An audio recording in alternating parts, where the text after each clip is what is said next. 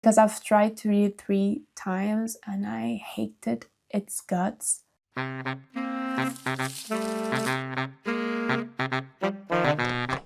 Hi my beautiful apples, it's Moon here and I'm in my parents' house. Calling this my house is kind of weird since I've been away for so long that this no longer feels like it's my space, my house, or anything related to me at all. This is my old decorations. I bought this when I was already away and I felt so bad that I didn't bring it with me. This is the most gorgeous item that I have in my bookshelf. I manifested this so hard that I actually got one. I live in Portugal, in case you don't know, and this didn't came to the shelves here. I could have ordered it through Amazon, but I didn't know that I could at the time. So I asked my cousin that lives in the UK to grab me one, and he did, so. Just for me. And for my birthday, he gave me the greatest gift I've ever received. He created a holiday just for me. Valentine's Day. So today we are going to talk about our reading goals for 2026. I know it's already March and it's supposed to be something that you do at the beginning of the year, you know? In January, you set up your goals. No, I'm gonna set them mid-March because I think it's valid. My kitty, oh, I think he's coming. He's coming. Ah! Hi, baby! This is Shaninho. He left. One disclaimer, most people do like reading goals as a set. For example, I'm gonna read 100 books a year. I can't do that, okay? I decided I would read 12 books, one for each month, and we're already in March and I haven't. I read parts of a book. I almost finished Deep End, but I haven't, so I haven't finished it. I have some books that I know I'm gonna finish this year because they're really small and I can just read them like this, especially because I'm in the middle, but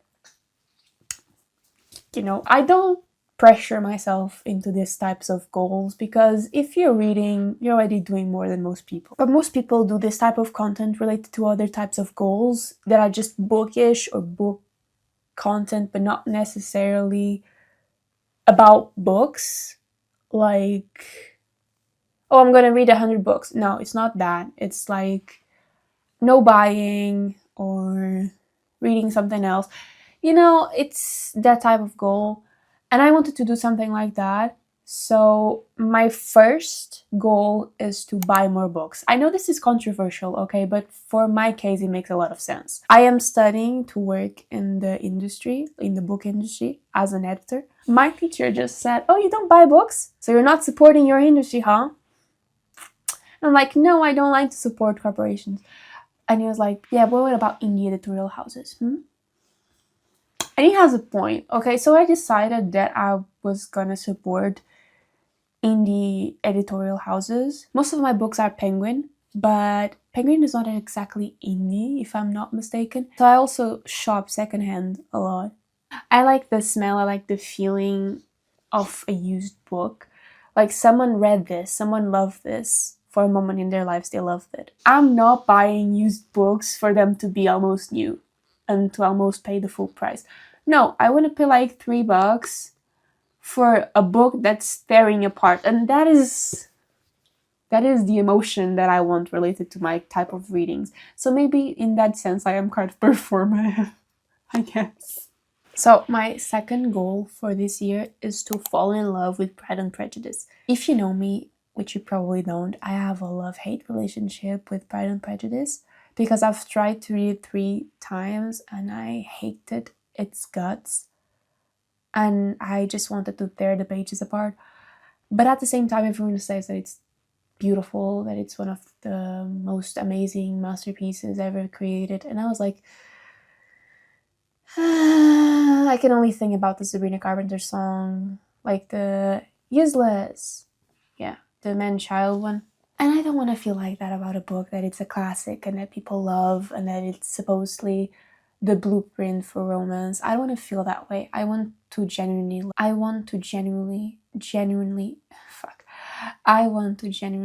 love it. genuinely, fuck, I want to genuinely love it. And that is why I feel like I need to try again. And I'll probably make a video of trying to love Pride and Prejudice or something like that. And then I will explain a little bit more my love-hate relationship towards it. I have a lot of love-hate relationship with books, but it's a bit different considering one of my favorite books, I have a love-hate relationship with its author. It's kind of different because I don't hate Jane Austen. I just hate Pride and Prejudice. I hate Oscar Wilde though. I hate his guts. I hate his guts. Like, he was a narcissistic fuck. Like, aren't we all? I like his books. I like his work of art. I hated his guts, like most of us should do with Russian authors, because they're also shit. It's a whole new discussion when you're talking about modern authors. You're kind of supporting them financially. If you find ways to consume the media without supporting them, sure, fine. But if an artist is shitty and you have like their songs on Spotify and you keep on listening to that, you're supporting them. The same thing about like buying their books. With the Russians, they're dead. So my third goal is the most important one, and I didn't want to put anything else. So I'm gonna read one poem every morning. I don't care which author it is. I'm gonna search a poem and I'm gonna read it.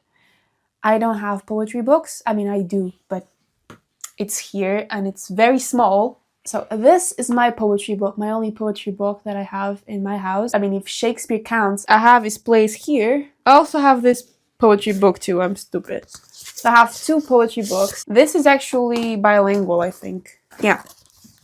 It's bilingual, this book.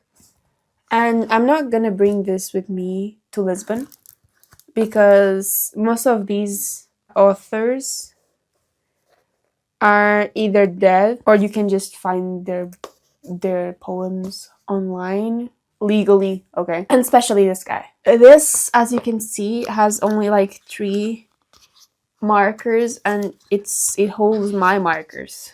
You know how much I love this book? You don't, because it doesn't seem like I do. But this book, it was one of the few books that I bought not secondhand. This was mine to begin with, and I love it from the bottom of my heart. I love poetry with all my heart, and I feel like I need to read more poetry. But I know these texts almost like word for word. Reading this won't bring me anything new. I want the novelty. I want the new. Getting more into poetry that is not just Pessoa, which is this guy, by the way. Mind you, I learned that more people know about Cristiano Ronaldo than they know about Pessoa, and that kind of bothers me in a way. And now I'm gonna go straight into telling you about my TBR, because everyone wants to know about what I want to read, right?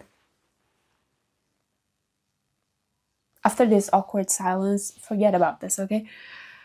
So the first book that I have on my TBR is Cartas Portuguesas, which is Portuguese letters by a Portuguese nun that I'm almost midway. Okay, I am in like the 3rd letter. These letters are said to be written by Mariana Alcoforal, and this book specifically includes the letters in Portuguese, the letters in French, and it includes an essay on the topic and whether or not it could be written by Mariana or not. Anyway, the second book that I want to read is Love Again. I'm actually midway through Love Again, and if you've watched my recent favorites video, I talked about Love Again, but it was the movie that I watched and not the book. I decided to read the book after I watched the movie.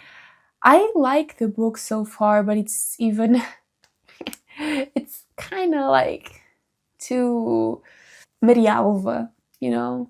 I don't adore that book, but I'm halfway through and I know I'm gonna like have a feeling that it's enough for me. So the third one that I want to read is White Nights by Dostoevsky, because I saw that it was pretty small and a lot of people were recommending it, and I never got into the Russians because I was really scared of the length of the books. So going slowly is also very important. That's what I'm gonna do. I'm gonna go slow.